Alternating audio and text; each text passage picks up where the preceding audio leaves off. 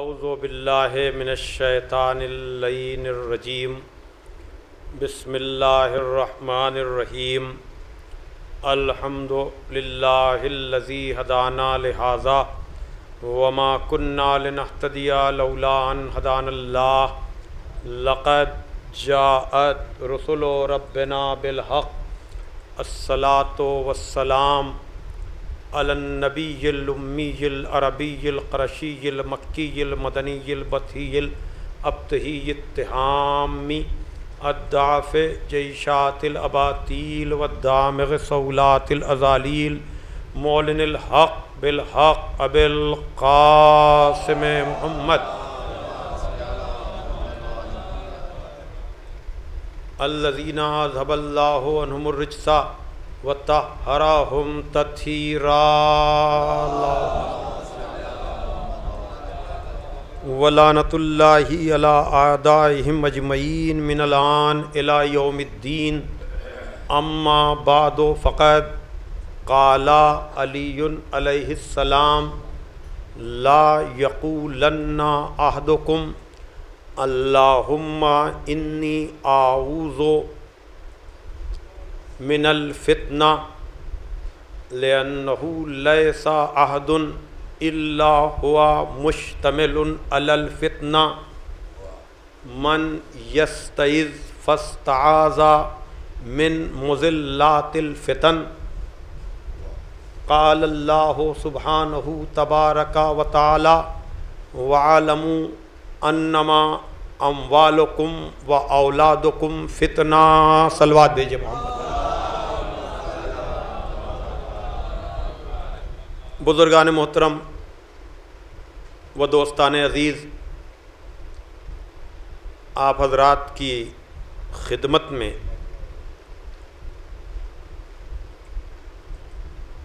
ولادت با سعادت سرکار سید الشہداء فرزند رسول الثقلین امام حسین علیہ السلام اور سرکار ابو الفضل العباس ابن امیر المومنین علی ابن ابی طالب علیہ السلام کی مبارک اور تہنیت پیش کرتا ہوں کہ پروردگار عالم آپ کو اس شب کی اور آنے والی دن کی بلکہ آنے والے دنوں کی رحمتیں اور برکتیں نصیب فرمائے۔ عزیزان محترم، ویسے تو ماہ مبارک شعبان کے بہت سے اعمال ہیں۔ رجب کا مہینہ بھی عبادتوں کا مہینہ تھا، یہ مہینہ بھی عبادتوں کا مہینہ ہے، اور یہ دونوں مہینے اہمیت اس لیے رکھتے ہیں کہ اس میں مسلمان اور مومن اپنے کو تیار اور آمادہ کرتا ہے ماہ مبارک رمضان میں جانے کے لیے۔ تو ویسے تو بہت سی چیزیں ہیں، مناجات شعبانیہ ہے، لیکن کل 3 شعبان کی مختصر سی دعا آپ کہیں نہ کہیں سے حاصل کریں، اور 2-4 سطریں ہیں لیکن اس میں پروردگار عالم سے طلب کیا گیا ہے، مانگا گیا ہے، پیغمبر سے عیدی مانگی گئی ہے اس کے نواسے کی ولادت کے موقع پر، کہ جس طرح سے امام حسین کی ولادت کے موقع پر فطرس جیسے ملک کو بالوں پر مل گئے تھے، ویسے ہی ہمیں فکر کی بلندی ملے، ایمان کی تازگی ملے۔ صلوات بھیجے محمد وآل محمد پر۔ اب چونکہ ہر سال یہ تقریر کرنا ہوتی ہے، اور ایسے تو یہ ہوتا تھا کہ سال بھر کے بعد کس کو پچھلے سال کی باتیں یاد رہیں گی کہ کیا پڑھا گیا، لیکن اب یوٹیوب کی وجہ سے ساری چیزیں محفوظ ہو جاتی ہیں۔ تو اب اگر اس سال کی کوئی تقریر ڈھونڈے گا اس پر، یا جشن کو ڈھونڈے گا، تو وہ پچھلے سال کے بھی سارے جشن آ جائیں گے۔ یعنی خطیب اور شاعر چاہ کر کے بھی تکرار نہیں کر سکتا ہے، ورنہ اگر کوئی تکرار کر رہا ہے تو آدمی کہے گا کہ وہی پڑھ دیا۔ یہاں شعرا تو تکرار کر ہی نہیں سکتے ہیں، اس لیے کہ مصرع طرح مجبور کرتا ہے کہ آپ نیا نیا کلام سنائیں، تو میں خود اپنے کو مجبور کر رہا ہوں کہ پچھلی تقریروں کی باتوں کو ریپیٹ نہ کروں، بلکہ نیا پیغام آپ تک پہنچاؤں۔ صلوات بھیجئے محمد وآل محمد۔ ظاہر سی بات ہے کہ دو بیٹوں کی ولادت ہے۔ اب یہ الگ بات ہے کہ یہ بیٹے دونوں علی کے ہیں، لیکن یہ علی کے اولادوں کا کمال ہے کہ ایک بیٹے کو نبی نے لے لیا، ایک بیٹے کو جناب زہرا نے لے لیا۔ تو اب میں نے جن مقدس، مبارک اور ناقابل فراموش الفاظ کو ذریعہ بنایا ہے، چونکہ میں تبرکاً اور تیمناً صحیح اور کوشش کرتا ہوں کہ اپنی گفتگو کا آغاز مولا کائنات کے کلام سے کروں، تو اب اس پس منظر میں بار بار میں کہتا ہوں کہ نہج البلاغہ کے 3 جز ہیں۔ پہلے جز میں حضرت کے خطبات ہیں، دوسرے جز میں خطوط عہد نامے اور وصیت نامے ہیں، اور تیسرے جز میں حکیمانہ اقوال ہیں، جس میں کا ایک ایک قول ایسا ہے کہ کسی ایک قول کو بھی اگر انسان اپنی زندگی کا مقصد بنا لے تو اس کی دنیا بھی کامیاب ہو جائے، اس کی آخرت بھی کامیاب ہو جائے۔ تو اب اس میں سے یعنی کبھی کبھی نمبرنگ کا فرق ہو جاتا ہے، لیکن عربی نہج البلاغہ ترجمے کی بات نہیں کر رہا ہوں میں، ممکن ہے مفتی جعفر صاحب مرحوم کے ترجمے میں نمبر کا کچھ فرق ہو، تو یہ 90 نمبر کا کلمہ ہے، کلمہ حکمت، جس میں مولا کائنات، اور یہ گزارش میں نے پہلے بھی اور حوالوں سے بھی کی ہے، پھر آج دہرا رہا ہوں کہ ویسے تو قرآن مجید کی آیتوں کی تفسیر بہت لوگوں نے کی ہے، اہل سنت علماء کی بھی تفسیریں ہیں اور شیعہ علماء کی بھی تفسیریں ہیں، بلکہ قادیانیوں کی بھی کمنٹری ہے، تفسیر ہے، لیکن میں گزارش کرتا ہوں، اور وہ یہ کہ علماء نے جہاں جہاں قرآن کی آیتوں کی تفسیریں کی ہیں، وہ مقامات، اور نہج البلاغہ میں جہاں جہاں مولا کائنات نے قرآن کی تفسیر کی ہے، اگر ان کا تقابلی مطالعہ کبھی کریں تب اندازہ ہوگا کہ آغوش رسول میں رسول کی زبان چوس کر پڑھنے والا، پلنے والا قرآن کی تفسیر کیسے کرتا ہے اور دوسرے قرآن کی تفسیر کیسے کرتے ہیں۔ ظاہر سی بات ہے کہ آج کی گفتگو سے کلام امیر کو مربوط کرنا ذرا سا ایک بہت دور تک لے جانے کی بات ہوتی ہے۔ صلوات بھیج دیجیے محمد وآل محمد پر۔ لیکن میں آپ کو متوجہ کر لوں گا، کوئی تفصیلی گفتگو نہیں ہے۔ اب آپ دیکھیے ارشاد ہو رہا ہے کہ تم میں سے کوئی ایک بھی نہ کہے وَلَا يَقُولَنَّ أَحَدُكُمْ، تم میں سے کوئی ایک بھی ہرگز نہ کہے کہ اللہم انی اعوذ بک من الفتنہ، کہ پروردگار میں تجھے واسطہ دیتا ہوں کہ مجھے فتنے سے محفوظ رکھ۔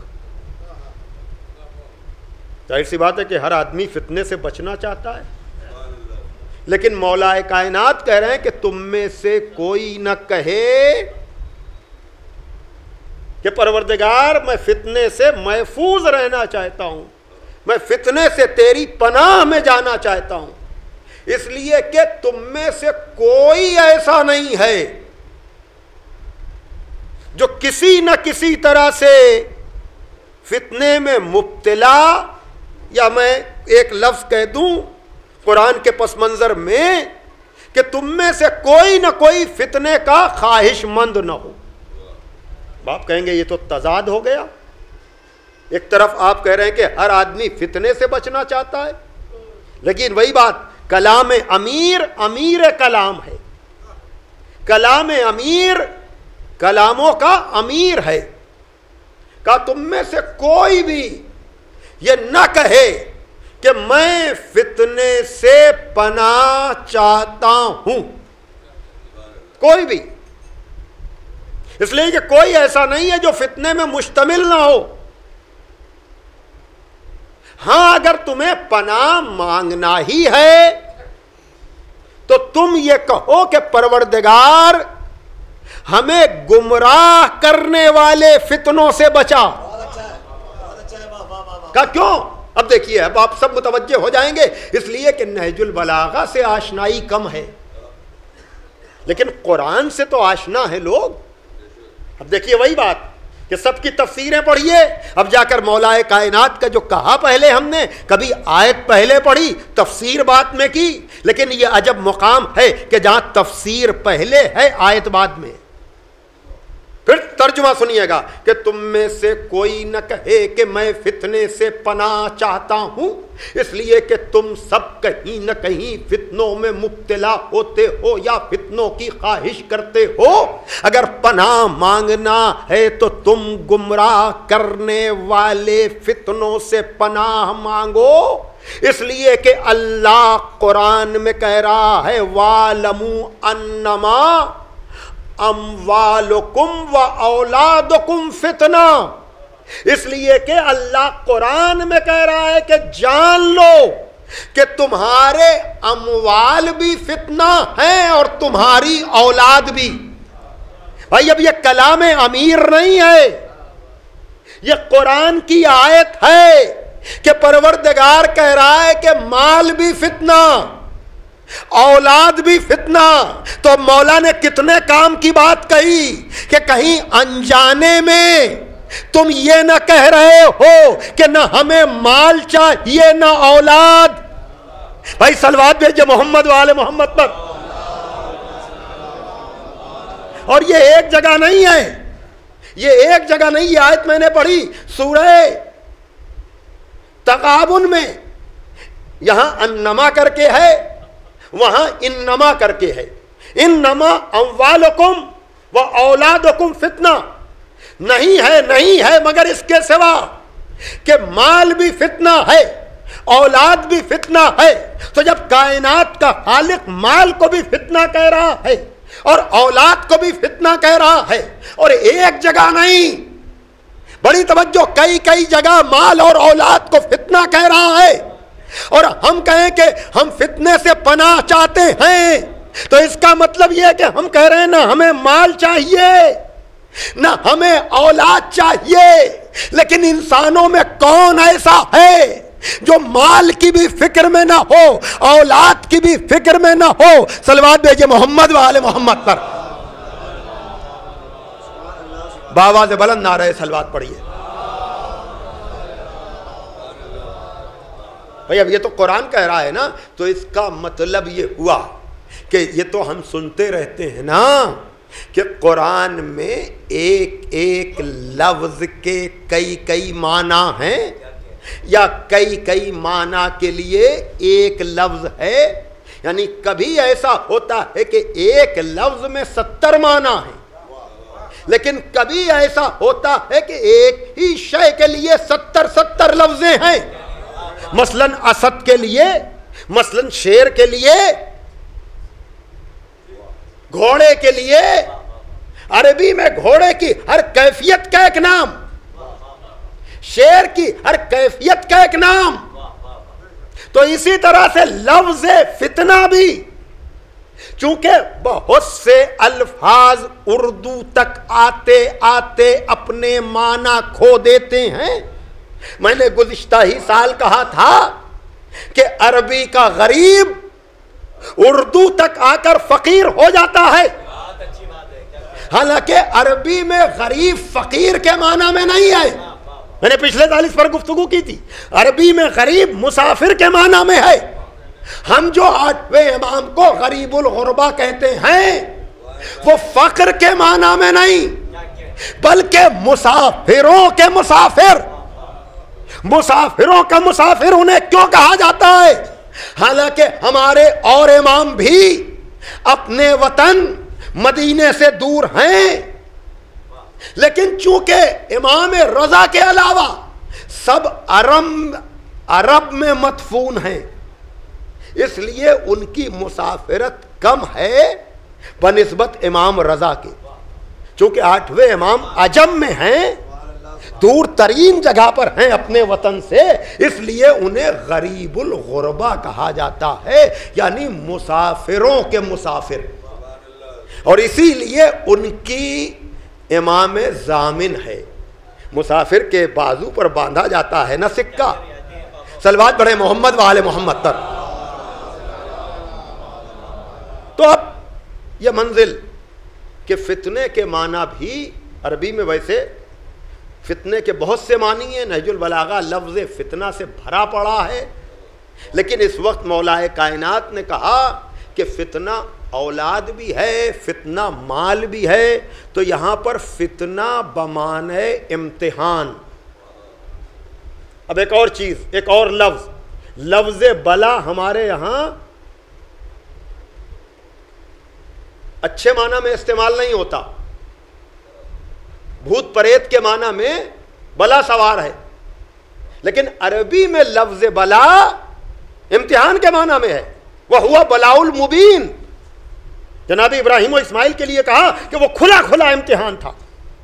مبین کے معنی کھلا اور ظاہر، بلا کے معنی امتحان. تو کہنے کا مطلب یہ ہے کہ عربی کے الفاظ اردو تک آتے آتے اپنے معنی کہیں کہیں بدل دیتے ہیں. وہی حال یہاں بھی ہوا کہ ہم نے فتنے کو فساد کے معنی میں سمجھا، اور یقیناً فساد سے پناہ مانگنا چاہیے. ممکن ہے کہیں فتنہ بمعنی فساد بھی استعمال ہو رہا ہو، لیکن قرآن کی اس آیت میں جہاں مال و اولاد کو فتنہ کہا گیا ہے، وہاں فساد کے معنی میں نہیں بلکہ وہاں امتحان کے معنی میں ہے. بھائی توجہ کیجئے گا، یعنی نہ مال برا ہے نہ اولاد بری ہے، یعنی اس سے اچھائیاں بھی ہو سکتی ہیں، اس سے برائیاں بھی ہو سکتی ہیں. اب کامیاب ہیں وہ لوگ جو مال کے بعد بھی گمراہ نہ ہوں اور اولاد کے بعد بھی گمراہ نہ ہوں. مال کو بھی ذریعہ ہدایت بنا لیں اور اولاد کو بھی ذریعہ ہدایت بنا لیں. صلوات بھیجئے محمد و آل محمد. ایک اور صلوات پڑھیں آپ ذرا محمد و آل محمد. سب مل کر ایک صلوات بھیجئے آپ. آئیے اب میں جلدی سے نفس مطلب پر آ جاؤں. تو اس کا مطلب یہ ہے کہ اولادیں سب طرح کی ہوتی ہیں. کہنے کا مقصد یہ اب یہاں بتانے کی ضرورت نہیں ہے، معاشرہ ہر طرح کی اولادوں سے بھرا ہوا ہے. اچھی سے اچھی اولادیں بھی ہیں، بری سے بری اولادیں بھی ہیں. میں توجہ چاہتا ہوں، توجہ فرمائیے عزیزان محترم. اچھی سے اچھی اولادیں بھی، اور خوش نصیب ہیں وہ لوگ کہ جن کو اچھی اولادیں ملے. لیکن یاد رکھیے گا، اس میں پہلے تربیت کرو تب اچھائی کی امید کرو، ورنہ تربیت کی نہیں اور آپ اچھائی کی امید میں. لیکن کبھی کبھی ایسا بھی ہوتا ہے کہ تربیت میں کوئی کمی نہیں ہوتی پھر بھی اولادیں بری ہوتی ہیں. میں کیا کہہ رہا ہوں توجہ فرمائیے گا. اس لیے کہ ہم سب کے لیے تو سب کچھ کہہ سکتے ہیں کہ تربیت کی کمی تھی، معاشرے کی کمی تھی، اس لیے اولادیں خراب ہو گئیں. یعنی کہنے کا مقصد یہ ہے کہ اپنی ذمہ داری پوری کرنے کی ضرورت ہے.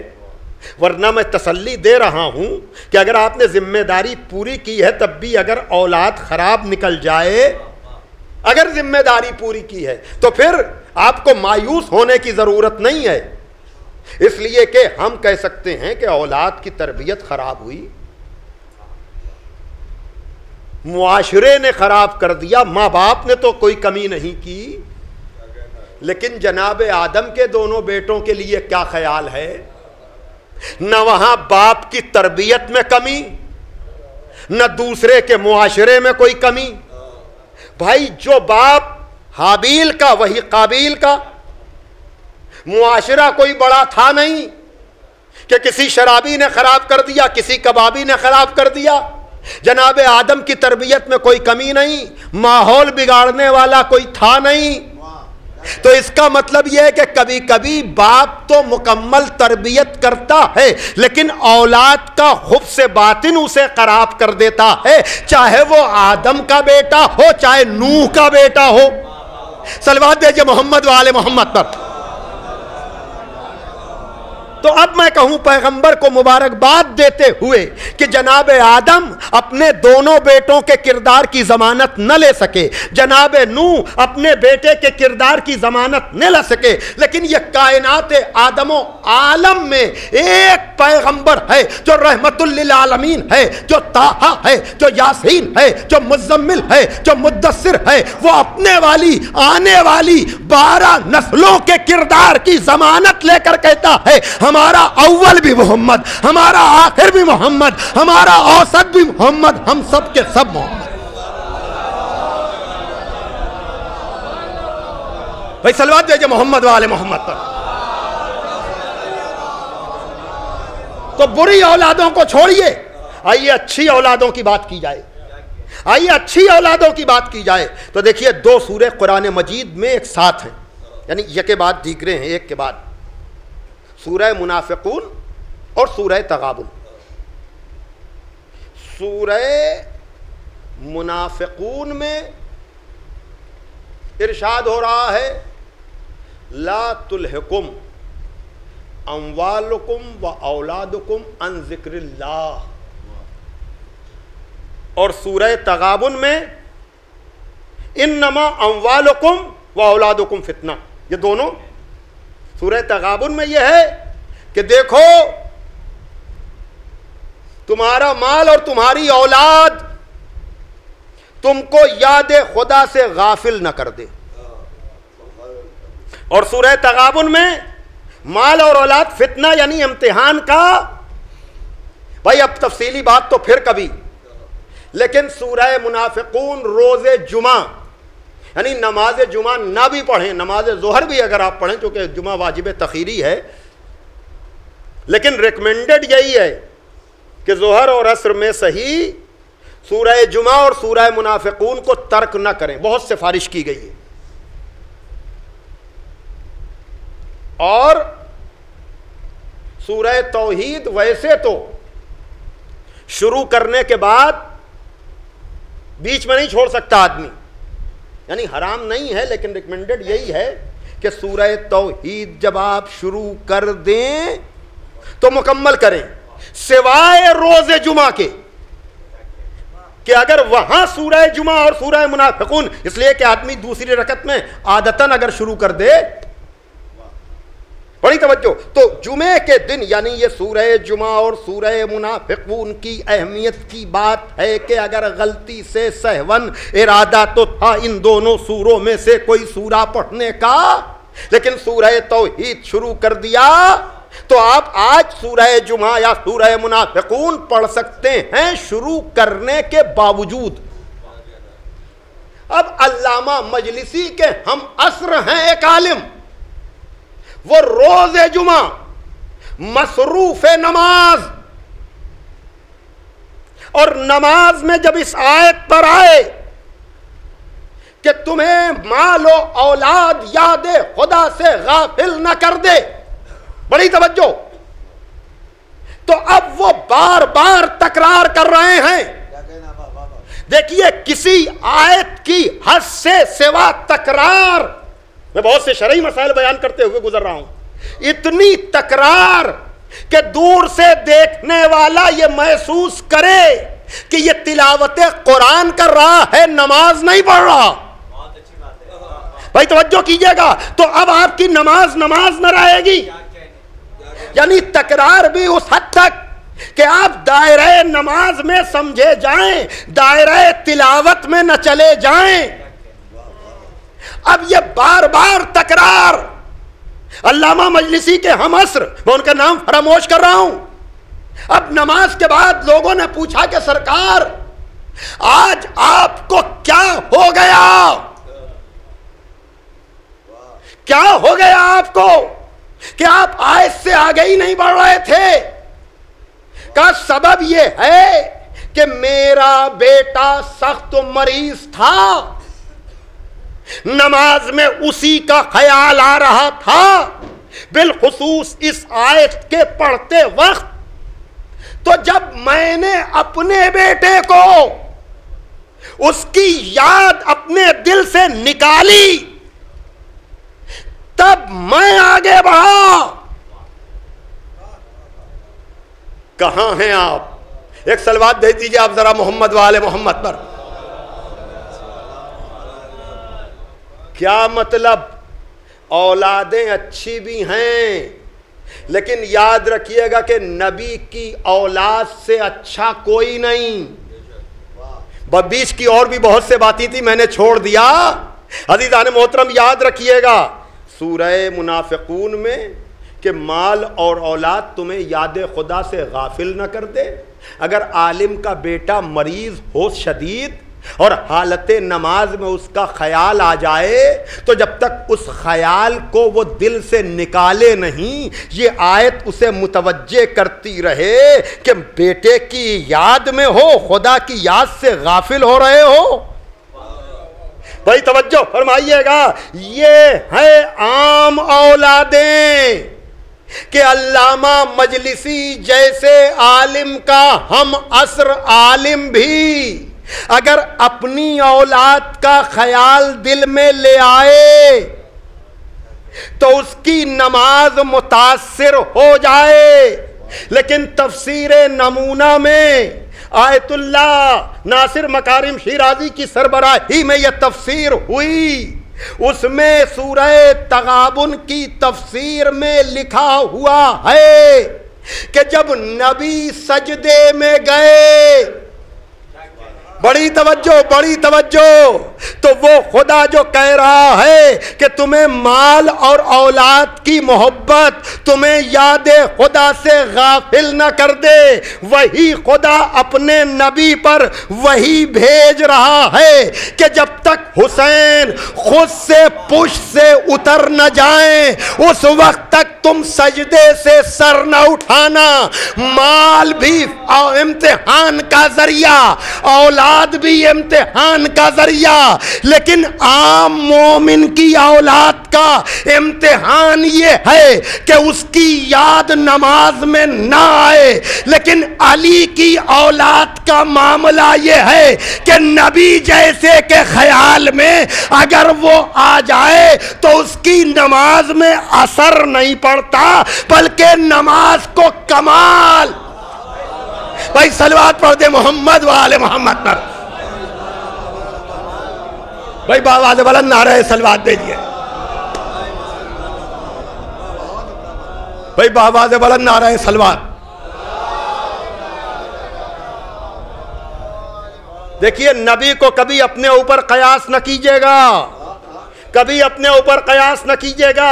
ابھی میں مسئلہ بیان کر چکا کہ کسی ذکر کی اتنی تکرار کہ دیکھنے والا یہ سوچے کہ حالت نماز میں ہے یا کسی اور کیفیت میں۔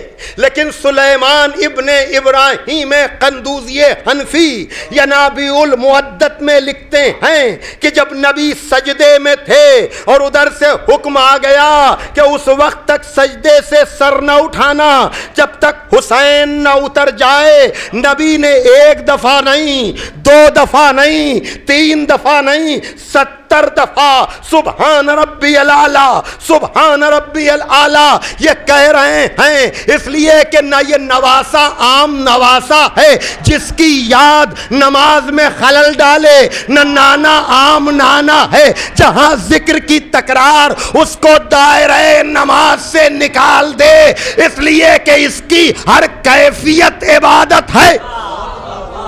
بھائی صلوات پڑھے محمد وآل محمد پر۔ ایک اور صلوات پڑھیں آپ محمد وآل محمد پر۔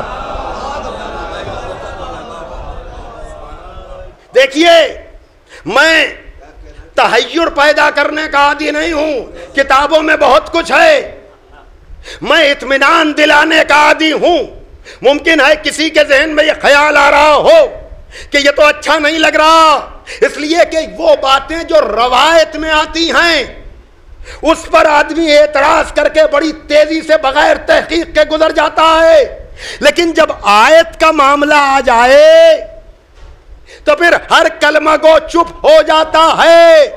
بھائی دیکھیے، نبی کی نماز کو اپنی نماز جیسا نہ سمجھنا۔ آپ کو ذکر کی تکرار سمجھ میں نہیں آ رہی ہے، لیکن آپ مجھے اتنا بتائیے، آپ قبلہ رو نماز پڑھ رہے ہوں اور ایک دم سے ڈائریکشن چینج کریں، یعنی اس وقت اگر یہاں سے ہمارا قبلہ مغرب کی طرف ہے، ایک دم سے ہم مشرق کی طرف مڑ جائیں، تو آپ بتائیے کیا نماز رہے گی؟ لیکن خدا نہ اپنے اوپر قیاس نہ کرو۔ بھائی دیکھیے، پہلے سجدے ہوتے تھے بیت المقدس کی طرف، اب سجدے ہوتے ہیں کعبے کی طرف۔ ہر مسلمان کا فرض ہے جا کر معلوم کرے کہ قبلے کی تبدیلی کا حکم کس کیفیت میں آیا، نماز سے پہلے آیا یا نماز کے بیچ میں آیا؟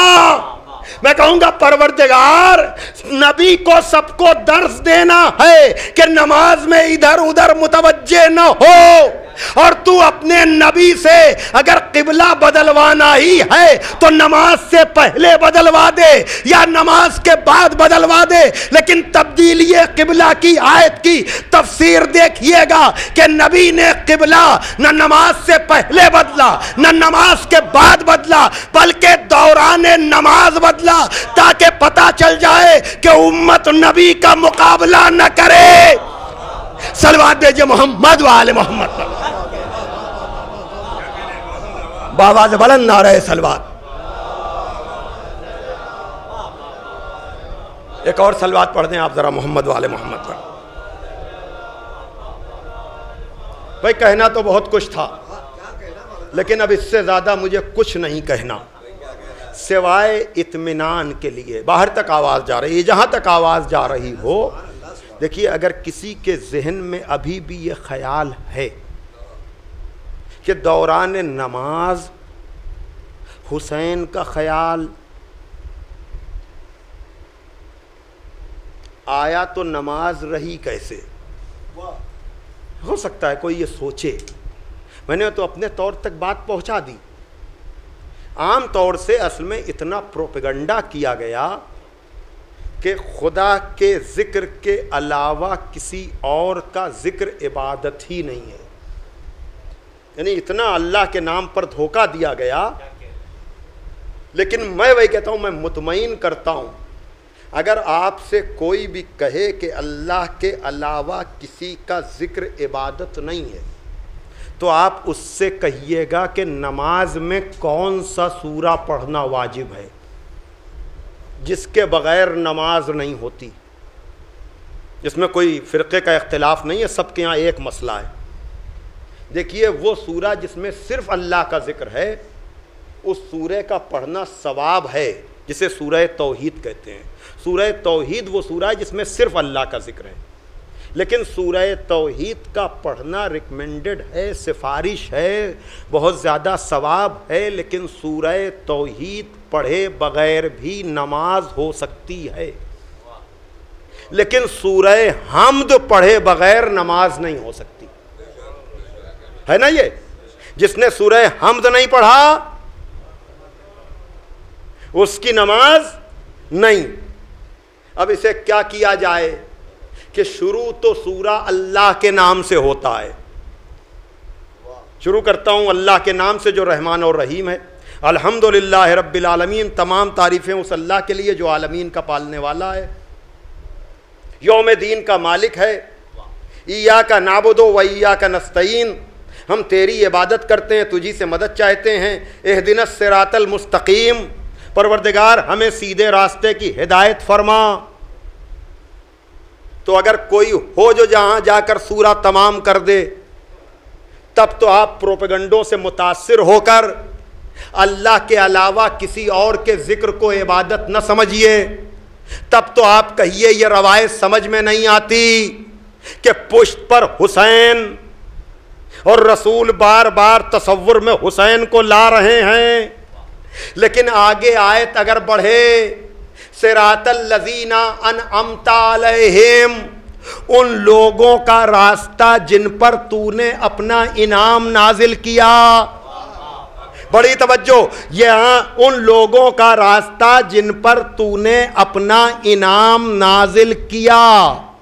تو اب یہ انعام جن پر نازل ہوا وہ اللہ نہیں ہیں، وہ اللہ کے بندے ہیں. تو اگر ترجمہ آپ پڑھیں گے تو انعام یافتہ بندگان کے ذکر کے بغیر نماز جیسی عبادت نہیں ہوتی. تو اب آپ یہ بتلائیے کہ ہر ایرا غیرہ اس پر تو اللہ کا انعام نازل ہو، لیکن جو رسول کی بیٹی ہو، جو رسول کے نواسے ہوں، جو رسول کے دین کے محافظ ہوں، کیا ان پر انعام نازل نہ ہوگا؟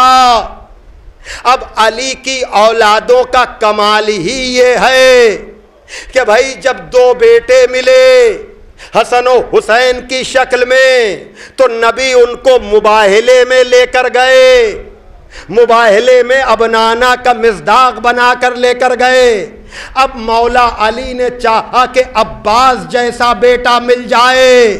بھائی یہ محفل دو بیٹوں کی یاد میں ہے، علی ہی کے دونوں بیٹے ہیں، حسین بھی علی کا بیٹا ہے، عباس بھی علی کا بیٹا ہے. لیکن کیا کہنا ان بیٹوں کے کمال کا، بھائی کیا کہنا علی کا، کیا کہنا عباس کا. یاد رکھیے گا میں نے کہا نا، اولادیں بھی سب طرح کی ہوتی ہیں، بھائی بھی سب طرح کے ہوتے ہیں، لیکن خدا ایسی اولادیں بھی سب کو عطا کرے، ایسے بھائی بھی سب کو عطا کرے. نہ ایسی اولادیں کسی کو ملیں، نہ ایسے بھائی کسی کو ملے. بھائی توجہ کیجئے گا، نہ ایسی اولادیں، آخری جملے، نہ ایسی اولادیں کسی کو ملیں کہ اگر نماز میں ان کا خیال آ جائے تو رسول جیسے کی نماز کو کمال ملے، رسول کی نماز میں خلل نہ پڑے.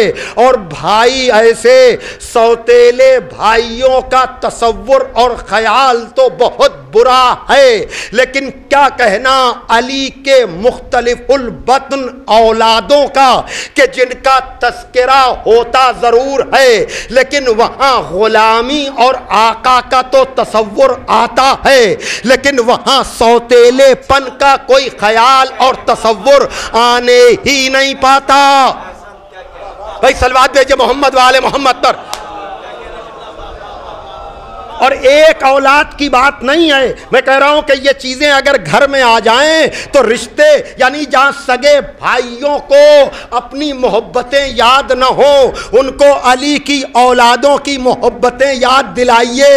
دیکھیے بھڑکانے والے سب جگہ ہوتے ہیں، میں کچھ کہہ رہا ہوں عزیزان محترم، اور یہ سب کے دکھے ہوئے دلوں کی آوازیں ہیں جو لوگ کبھی کبھی تڑپ جایا کرتے ہیں. خدا کی قسم دیکھیے اگر آپ کے معاشرے میں ایسے بدتینت لوگ ملیں کہ جو آ کر کہیں ارے تمہیں کا خون چوسا جا رہا ہے، تمہیں کو چوسا جا رہا ہے، تمہیں پر زور ڈالا جا رہا ہے، تو یاد رکھیے گا اگر اس 1400 برس کے بعد اگر آج کا ماحول بھائیوں کی نسبت سے خراب ہے تو یہ مقام تعجب نہیں ہے. لشکر علی میں حالت امن میں نہیں، حالت جنگ میں کیسے کیسے بدتینت لوگ، یعنی کم سے کم آدمی اپنی سازشوں سے حالت جنگ میں تو ہوش میں رہے، لیکن حالت امن میں نہیں، حالت جنگ میں دوڑے ہوئے گئے محمد حنفیہ کے پاس،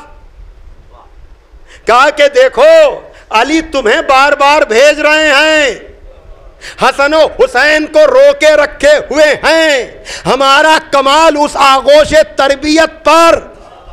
بھائی توجہ کیجئے گا، کسی اور ماں کی آغوش کی تربیت ہوتی تو ایسی چیزوں سے متاثر ہو جاتا، لیکن یہ چونکہ علی کی اولادیں جانتی ہیں کہ جو نبی کی اولادیں ہیں ان کا رتبہ اور ہے، ولو یہ کہ صلب علی سے ہوں. ارے میں کیا کہہ رہا ہوں، نسبت اور ابنانا کا مصداق جب بن گئے تو اب ان کا رتبہ اور مرتبہ اور کہنے لگے تمہیں بھیج رہے ہیں، حسن و حسین کو روک کے رکھا ہے، ہمارا سلام ہو اس آغوش تربیت پر۔ ایک مرتبہ محمد حنفیہ نے جواب دیا، ارے کیسی باتیں کرتا ہے، حسن و حسین میرے بابا کی آنکھیں ہیں، میں اپنے بابا کا ہاتھ ہوں، جب آنکھ پہ حملہ ہوتا ہے تو ہاتھوں سے حفاظت کی جاتی ہے۔ صلوات بھیجئے محمد و آل محمد پر۔ بھائی محمد حنفیہ کا ذکر ہو گیا، اب بس آخری جملہ، اور وہ کہ یاد رکھیے گا ہم جناب عباس کے سلسلے میں آپ اشعار بھی سنیں گے، کمالات بھی سنیں گے اور محفلوں میں بھی سنیں گے، لیکن یاد رکھیے گا جناب ام البنین جن کے بطن سے جناب عباس کی ولادت ہوئی۔ دیکھیے میں پھر کہہ رہا ہوں، ہر رشتے کو کچھ لوگوں نے داغدار بنایا ہے۔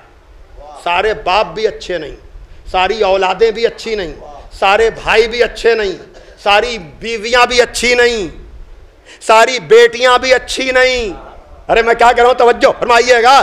تو اب مجھے کہنے دیجئے، نوح کی بیوی کی مثال قرآن نے دی، لوط کی بیوی کی مثال قرآن نے دی کہ یہ دونوں ہمارے صالح نبیوں کی بیویاں تھیں، لیکن ان کی خیانت نے ان کو جہنم میں جلنے والوں کے ساتھ پہنچا دیا۔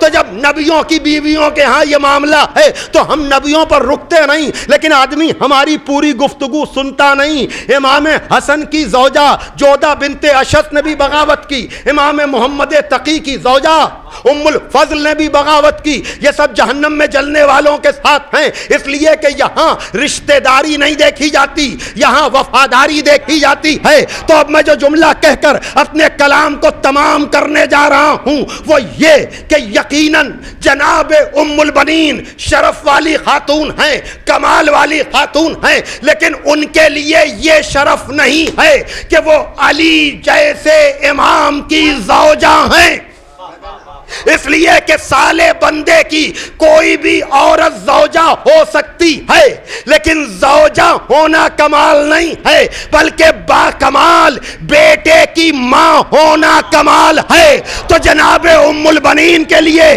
شرف یہ نہیں ہے کہ وہ علی جیسے امام کی زوجہ ہیں، بلکہ لیے فخر کی بات یہ ہے کہ وہ عباس جیسے بیٹے کی ماں۔ صلوات بھیجئے محمد و آل محمد۔ تو ہم ہدیہ تبریک و تہنیت پیش کرتے ہیں جناب ام البنین کی خدمت میں، جناب محمد حنفیہ کی والدہ کی خدمت میں، اور ان سب کے ساتھ اس زہرا کی خدمت میں کہ جس نے عباس کو اپنا بیٹا کہا۔ اور ہم زہرا سے عیدی چاہتے ہیں کہ ہم ایک ایسے زمانے میں زندگی گزار رہے ہیں جب رزق کا اثر ہمارے جذبات پر، ہمارے خیالات پر، ہمارے اظہار محبت پر بہت تیزی سے اثر انداز ہو رہا ہے، اس لیے کہ شورا سے کل بھی گفتگو ہو رہی تھی، یہاں بھی، کہ اب ولادت کے موقعوں پر اسباب و علل جو بھی ہوں، جس طرح سے چہرے کھلتے تھے، چاہے 13 رجب ہو، 3 شعبان ہو، چاہے 15 شعبان ہو، ہر چیز کاروباری بنتی چلی جا رہی ہے۔ تو اس مبارک موقع پر ہم عیدی یہ طلب کر رہے ہیں کہ رزق کے اثر کو نہ ہونے دے، ہمیں رزق حلال کی توفیق عطا فرما تاکہ ہمارے دل محبت محمد وآل محمد علیہ السلام سے موجزن ہو سکیں، اور ہم عبادت عادتاً نہ کریں بلکہ اجر رسالت ادا کر کے ہم عبادت کو عبادت کے لیے انجام دیں۔ ہمارے ایمان کو کامل فرما، ملت کو متحد فرما، سرکار امام زمانہ کے حضور ہدیہ تبریک و تہنیت قبول ہو جائے، سرکار کا ظہور جلدی ہو اور ہمیں ان کے انصار و اعوان میں شریک فرما۔ اللہم تقبل منا انکا انت السمیع العلیم۔